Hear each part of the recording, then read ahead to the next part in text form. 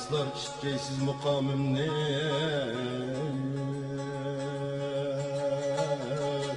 bayan eyley Mukam nami bilen kutlar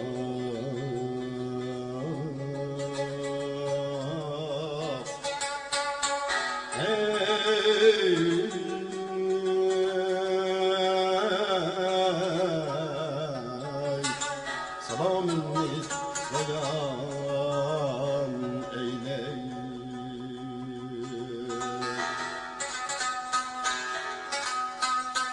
Kıraktın başlayın elge mukamler Fehbol haydep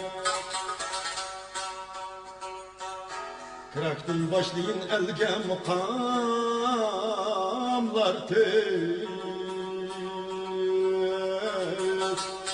Fehbol haydep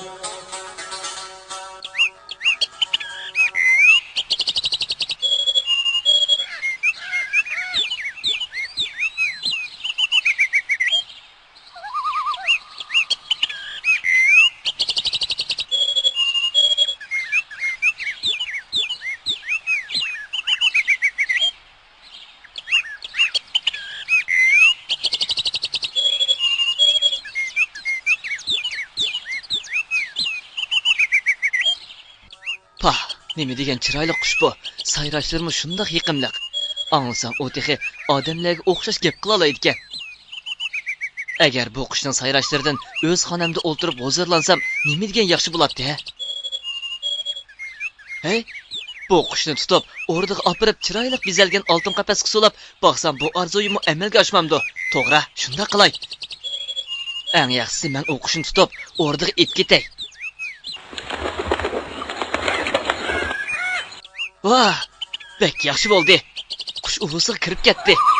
Mana endi uni tutadigan payt keldi.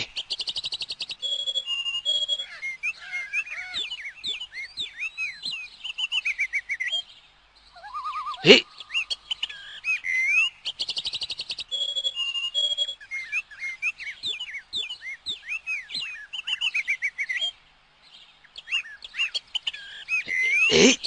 Hey. Hey.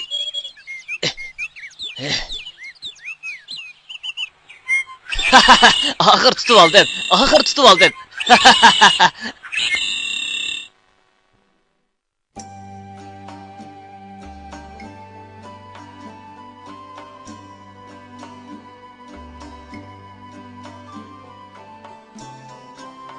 Hey, bu qushni tutib kelgili bir necha oy bo'ldi.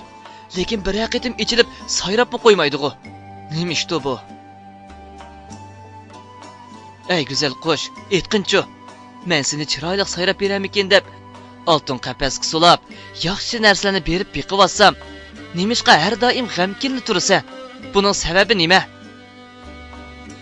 Shahzoda oliylari, qafasning eshigini ichib qo'ygan bo'lsalar, bu savollarga daraxtning shixi qo'nib turib javob bergan bo'lsam. Bo'ladi. Sen savolimga javob berib, chiroyli sayrab berdigan bo'lsang, sening deganingdek bo'lsin. Rahmat sizlarga, shahzoda oliylari.